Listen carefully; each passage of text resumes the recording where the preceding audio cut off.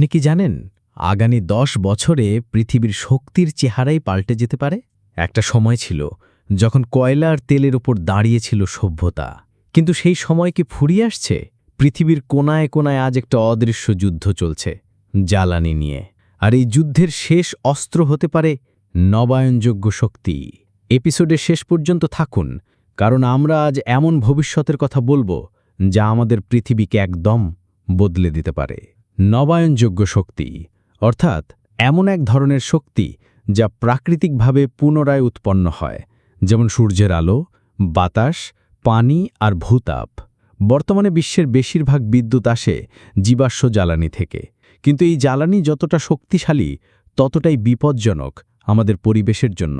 বিশ্ব স্বাস্থ্য সংস্থার মতে দূষণের কারণে প্রতি বছর প্রায় 7 লক্ষ মানুষ মারা যায়। এজন্যই এখন সময় নবায়নযোগ্য শক্তির দিকে চোখ ফেরানোর। সূর্য শক্তি। সূর্য প্রতিদিন আমাদের যা শক্তি দেয় তা যদি পুরোপুরি কাজে লাগানো যেত, তাহলে পৃথিবীর মোট চাহিদার বহুগুণ বেশি শক্তি উৎপাদন করা সম্ভব হতো।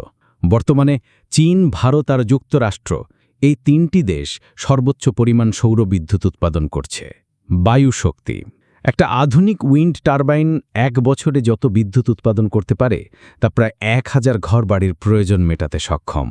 ডেনমার্ক, নেদারল্যান্ডস আর জার্মানিতে এই প্রযুক্তি সবচেয়ে বেশি ব্যবহৃত হচ্ছে। জলশক্তি। বিশ্বের নবায়নযোগ্য বিদ্যুতের প্রায় 60% আসে জলবিদ্যুৎ থেকে। বিশাল বাঁধ নির্মাণ করে নদীর স্রোতকে শক্তিতে রূপান্তর করা হচ্ছে, যেমন 3 গর্জন বাঁধ চীনে। ভূতাপ শক্তি। ভূপৃষ্ঠের নিচের গরম লাভার পানির বাষ্প ব্যবহার করে বিদ্যুৎ উৎপাদনের এই পদ্ধতি এখনও সীমিত আকারে ব্যবহৃত হচ্ছে, কিন্তু সম্ভাবনা বিশাল।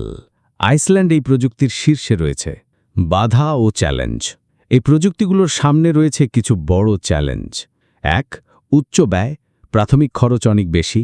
2. প্রযুক্তিগত সীমাবদ্ধতা।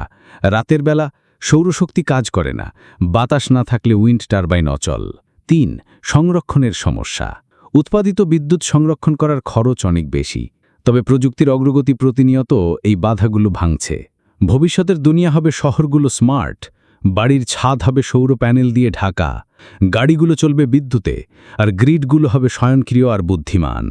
বিশেষজ্ঞরা বলছেন বছর 20 মধ্যেই বিশ্বের মোট শক্তির অর্ধেকের বেশি আসবে নবায়নযোগ্য উৎস থেকে। এখনই সময় পরিবর্তনের। আমরা যদি চাই সুস্থ, সবুজ আর টেকসই পৃথিবী, তাহলে নবায়নযোগ্য শক্তি হতে পারে আমাদের শেষ ভরসা। আপনি কি ভাবছেন এই পরিবর্তন নিয়ে? কমেন্টে জানাতে ভুলবেন না। ভিডিওটি দেখার জন্য আপনাকে অসংখ্য ধন্যবাদ। নতুন নতুন তথ্যভিত্তিক ভিডিও পেতে আমাদের সঙ্গে থাকুন।